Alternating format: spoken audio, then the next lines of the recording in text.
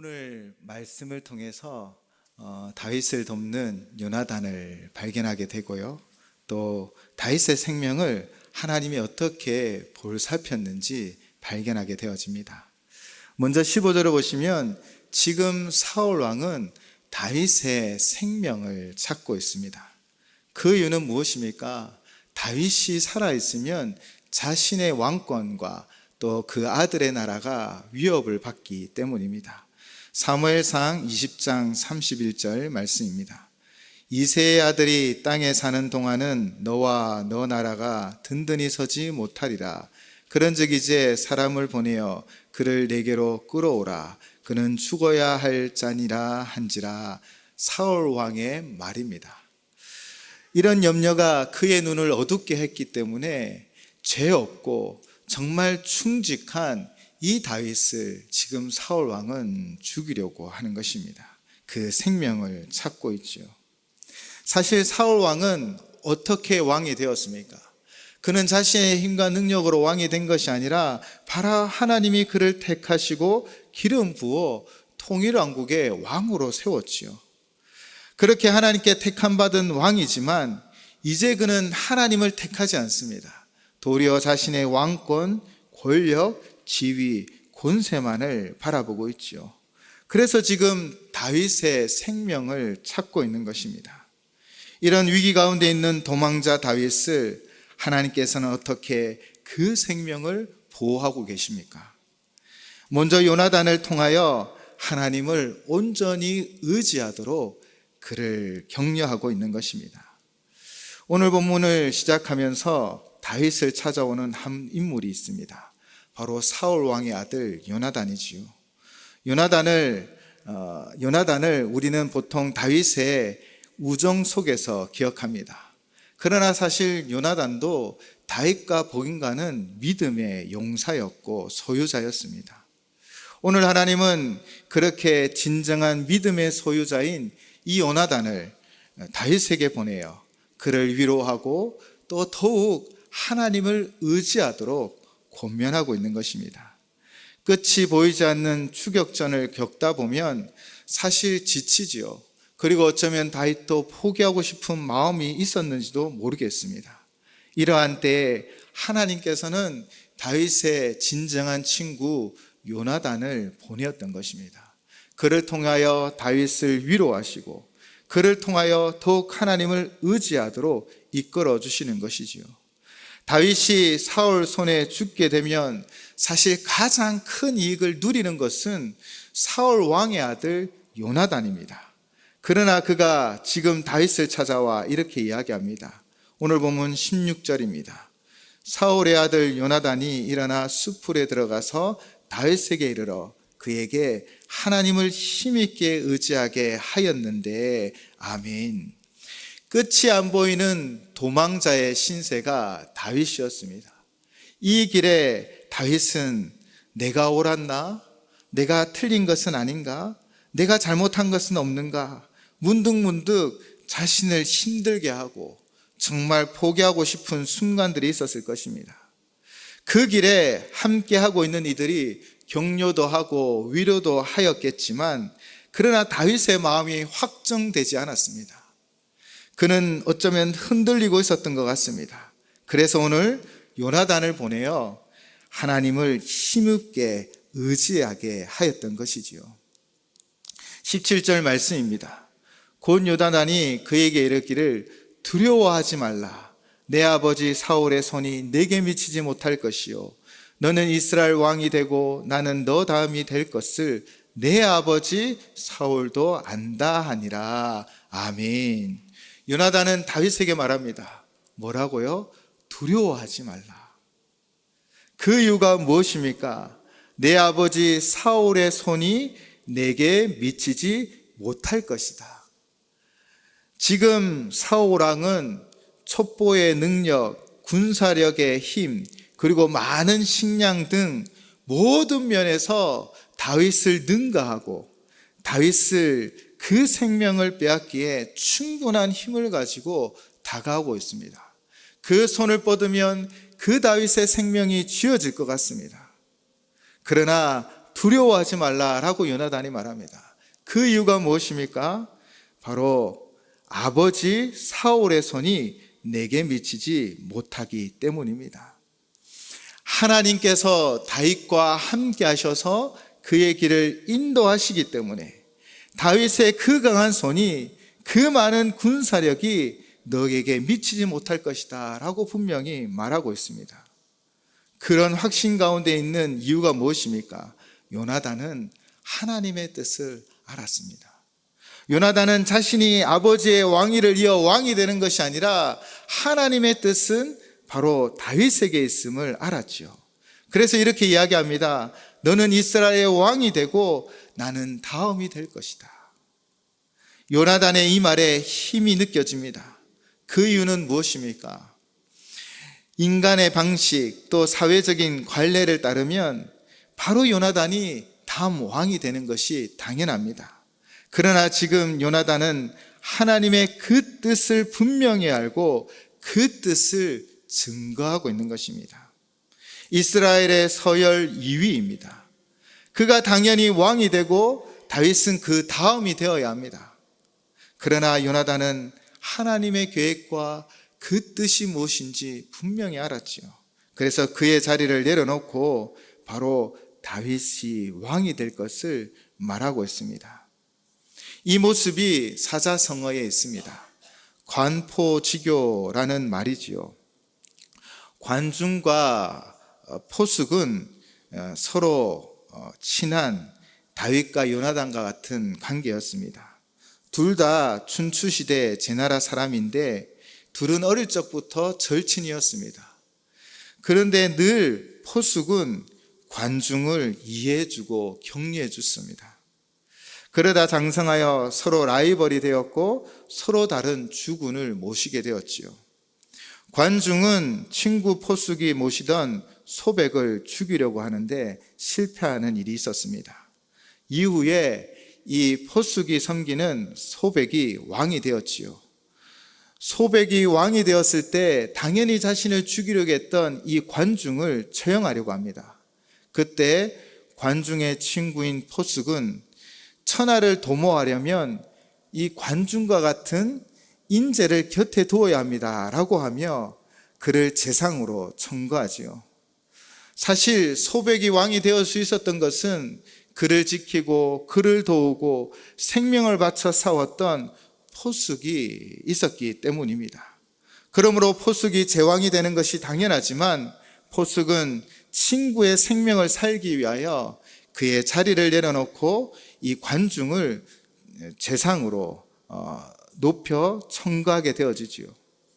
그래서 이런 관중과 포숙의 관계를 말하는 관표지교라는 아름다운 우정의 대명사가 이런 말이 있는 것입니다. 포숙이 자신을 내려놓고 관중을 살리기 위하여 이 재상의 자리까지 청구했던 것입니다. 사실 혈통적으로 당연히 요다난이 왕이 되어야 하지만 그리고 다윗은 신하가 되어야 하지만 요나단은 하나님의 뜻이 어디에 있는지를 알았습니다.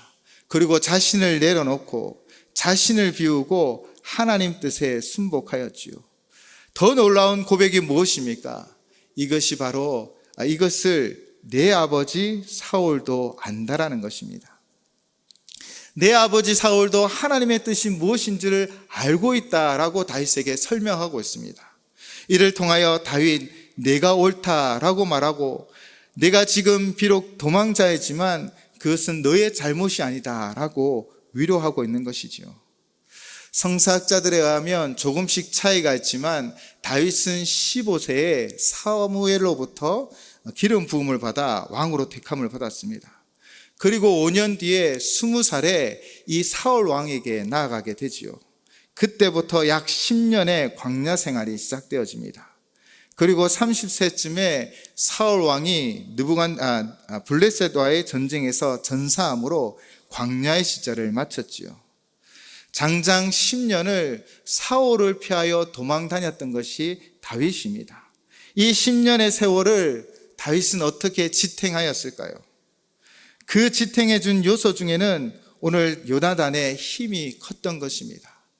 그는 말합니다. 하나님의 뜻이 내가 왕이 되는 것이다. 네가 도망하는 것은 내가 잘못한 것이 아니라 바로 이 사울 왕, 자기 아버지가 당연히 왕인 너가 될 것을 알지만 스스로 욕심을 내고 있음을 말해주고 있는 것이지요. 요나단은 이렇게 다윗을 격려하고 바로 하나님을 힘있게 의지하게 하였습니다. 결국 다윗이 10년의 광야 생활을 견딜 수 있었던 것은 하나님을 힘있게 의지하며 견디고 인내하였기 때문이지요. 하나님의 뜻이 무엇인지 이 요나단의 입을 통하여 듣게 되었고, 또 지금의 도망의 삶이 자신의 잘못이 아니라 하나님의 인도함 속에 있음을 그가 믿게 되었기에 그는 이 10년의 이 도망자 생활을 견디고 인내할 수 있었다라는 것입니다.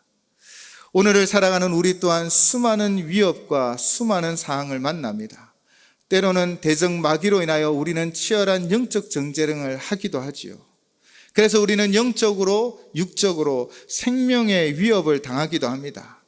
그 위협 중에 우리가 견뎌낼 수 있는 것은 바로 우리의 생명을 보호하시는 하나님 때문이요, 또 그 하나님을 우리가 힘있게 의지하기만 하면 우리는 지금의 상황을 견디고 인내할 수 있음을 믿습니다. 요나단을 통하여 힘있게 여호와 하나님을 의지하라 라고 다윗에게 권면하였고, 다윗은 이제 그의 마음을 확정한 것입니다. 내가 오직 여호와 하나님만을 의지하리라. 그렇게 10년의 세월을, 그 도망자의 세월을 이겨내었던 것이지요. 한 주간도 우리가 하나님을 힘있게 의지하면 우리의 삶을 견디고 인내하여 반드시 승리하게 되어질 줄을 믿습니다. 또한 하나님께서 어떻게 다윗의 생명을 보호하셨습니까? 우리가 생각할 수도 없는 방법으로, 하나님은 놀라운 방법으로 다윗의 생명을 보호하십니다. 오늘 본문이 있는 23장 전반부에는 도망 다니던 다윗이 그일라에 그 많은 사람들의 생명을 살리는 역사를 기록하고 있습니다. 블레셋 사람들의 손에서 다윗은 그일라 사람들의 목숨을 건집니다. 그런데 그일라 사람들은요, 그 은혜를 잊어버린 채 사울 왕에게 이 다윗을 넘기려고 합니다. 이것을 알게 된 다윗은 또 도망치게 되지요. 이 도망길이 얼마나 힘들었을까요? 23장 13절에는 이런 표현이 있습니다.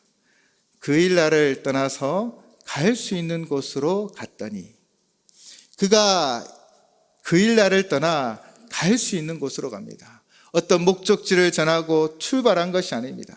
그냥 다시 살기 위하여 도망치는 신세였고 갈 수 있는 곳으로 길을 나선 것이지요. 그렇게 더욱 처량한 상황 가운데 있는 다윗은 자신의 지파인 유다 사람들이 있는 십광야 수풀로 발걸음을 옮깁니다.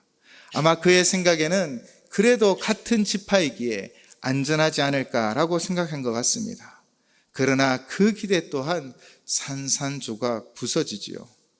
19절을 보시면 십사람들은 사울에게 말합니다. 십광야 남쪽 하길라산 수풀 요새에 다윗이 숨어 있습니다.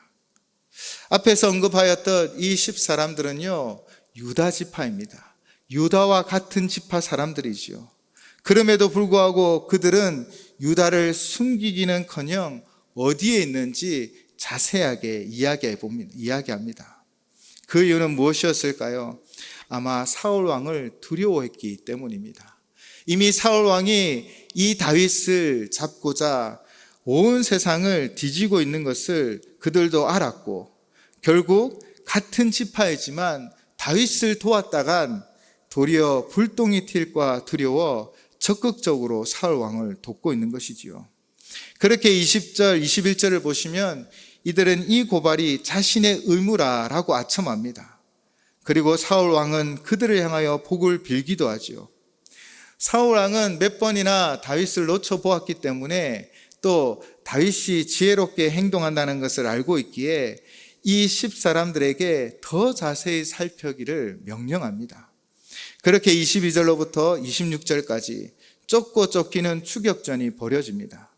10사람들은 먼저 내려가 이 다윗이 남쪽 마온 광야 아라바에 이르렀음을 알려주지요. 이제 사울 왕을 적극적으로 돕는 10사람들과 함께 사울은 군대를 이끌고 다윗을 쫓아갑니다. 이 형국을 바라보면 다윗이 너무나도 유리합니다. 그 이유는 사울이 유리합니다. 그 이유는 다윗이라고 해도 모든 지역, 모든 상황을 다 알지 못하지요. 그러나 지금 사울에게는 누가 있습니까? 바로 길잡이들이 있습니다. 그 지역 상황을 꿰뚫어 보는 그의 눈이 되어주는 사람들이 있다는 것이지요. 결국 26절의 상황이 펼쳐집니다. 오늘 본문 26절입니다.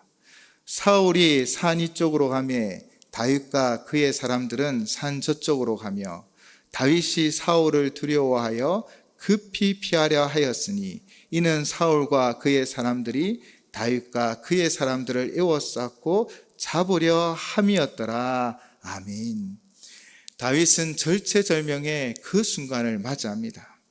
10사람들이 사울 왕을 도와 그들의 눈이 되어졌기에 다윗이 피하는 길을 능히 알고 그를 에워쌌고 이제 그 손만 뻗으면 다윗의 생명을 움켜쥐려 하였던 것이지요. 이 상황 가운데 다윗은 시편 27편 9절로 10절로 고백합니다. 주의 얼굴을 내게서 숨기지 마시고 주의 종을 놓아여 버리지 마소서.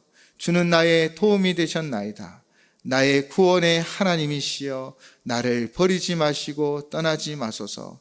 내 부모는 나를 버렸으나 여호와는 나를 영접하시리이다. 아멘. 형제와 부모와 같았던 그 지파 사람들이 그를 향하여 배반을 하고 그를 향하여 그를 버리는 상황입니다. 다윗을 몰아세워 이제 정말 그 끝에 있는 것 같은 상황입니다. 그때 다윗이 무엇하고 있습니까? 나의 구원의 하나님이여 나를 버리지 마옵소서. 자신의 지파 사람들은 자신을 버렸지만 그러나 오직 하나님 앞에 간절히 구하며 하나님만을 의지하고 있는 것이지요. 이런 상황 가운데 하나님께서는 어떻게 다윗의 목숨을, 그 생명을 보호하고 계십니까? 바로 다윗이 상상할 수 없었던 방법으로 그의 생명을 보호하십니다. 오늘 본문 27절, 29절 말씀입니다. 전령이 사울에게 와서 이르되 급히 오소서 블레셋 사람들이 땅을 침노하나이다. 이에 사울이 다윗 뒤쪽 길을 그치고 돌아와 블레셋 사람들을 치러 갔으므로 그곳을 셀라 하마느 곳이라 칭하니라. 다윗이 거기서 올라가서 엔게디 요새에 머무니라. 아멘.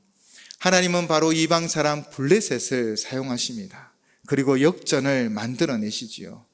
셀라 하마느 곳이라는 이 단어의 의미는 분리의 바위라는 의미가 담겨져 있습니다.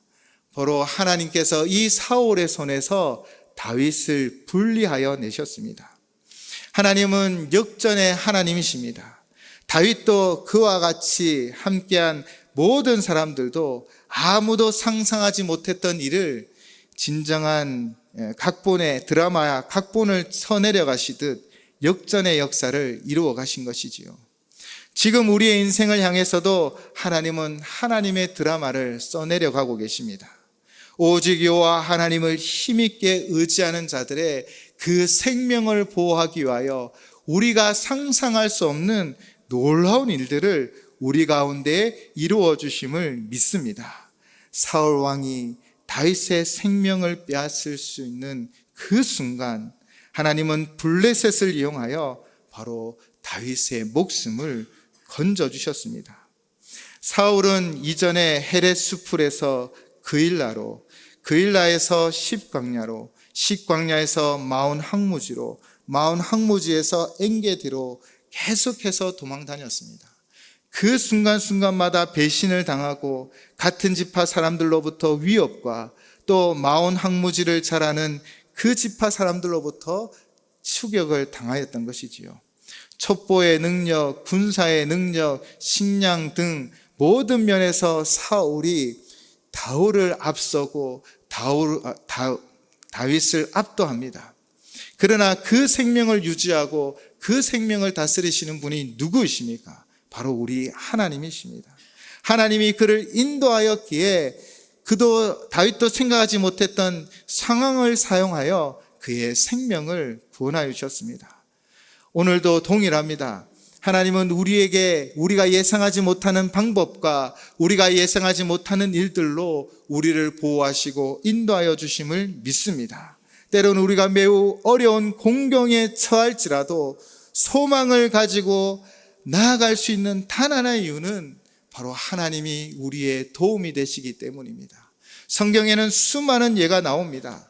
애굽에서 위기를 당했던 아브라함을 건져주셨고요. 홍해 앞에 진퇴양난의 위기에 있던 이스라엘을 그 홍해 길을 건너가게 하여 주셨습니다. 요단강을 멈춰주셨고 옥에 갇혀서 내일 죽을 수밖에 없었던 베드로를 깨워 걸어 나아가게 하셨습니다. 바울과 실라의 옥문을 열어 간수를 구원하여 주셨습니다. 바울 사도는 로마서 11장 33절로 이렇게 고백합니다. 깊도다 하나님의 지혜와 지식의 풍성하며 그의 판단은 헤아리지 못할 것이며 그의 길은 찾지 못할 것이로다. 아멘. 코리 템플 여사가 계셨습니다. 그분이 납치의 수용소에서 하나님의 은혜로 기적적으로 살아남았지요. 그리고 그 후에 이 여사는 세계를 순회하며 전도하는 여생을 살아갔습니다. 아직 러시아가 소련 공산 체제 아래 있을 때 그녀는 성경을 가방에 가득 담고 소련에 가서 나누어 주기로 결심합니다. 그러자 많은 사람들은 이 계획이 너무 무모하다라고 위험하다라며 만류하였죠. 그러나 그녀의 마음속에는요, 하나님 주신 확신이 있었습니다. 그래서 성경을 가방에 가득 채우고 소련으로 가는 비행기에 몸을 싣고 드디어 소련에 도착했습니다. 모든 탑승객들이 세관에서 진검사를 하기 위하여 줄을 서서 기다리고 있었고 차츰 그녀의 차례가 되었을 때 사실 그녀의 손에도 땀이 나기 시작합니다. 그녀는 과연 하나님께서 이 세관의 눈을 어떻게 멀게 하셔서 가방 속에 담겨있는 이 성경책을 발견하지 못하게 하고 통과하게 할 수 있을까라고 여러 가지 생각에 잠겼습니다. 그런데 그때 갑자기 세관원 중 한 사람이 그녀를 보더니 이렇게 외칩니다. 이것이 할머니 짐이에요? 할머니께서 이렇게 무거운 짐을 들고 다니신다니 제가 좀 도와드릴게요 라고 말하면서 그 짐을 들어 택시 승강장으로 아주 친절하게 인도해 주는 거예요. 만약 여행객이 그 할머니의 짐을 들었다라면 아마 세관 경찰이라든지 직원들은 무엇이라 말하였을 것입니다. 그러나 세관 직원이 코리 여사의 가방을 옮기니 경찰도 다른 직원들도 아무 말도 없었다라는 것입니다. 주께서 친히 그녀의 길을 인도해 주셨다라는 것이지요. 그녀가 상상하지도 못한 방법으로 바로 그녀의 짐을 들어줬던 이 세관 직원을 통하여 하나님은 안전하게 이 성경이 소련에 배포되게 하여 주셨다라는 것입니다. 하나님은 이처럼 우리가 상상하지도 못할 방법으로 우리의 삶을 인도하심을 믿습니다. 오늘도 힘있게 여호와 하나님만을 의지하시기 바랍니다. 그분이 여러분의 모든 상황 환경 가운데 우리의 생각을 초월하여 인도하시고 우리의 생명을 보호하여 주실 줄을 믿습니다. 함께 기도하시겠습니다.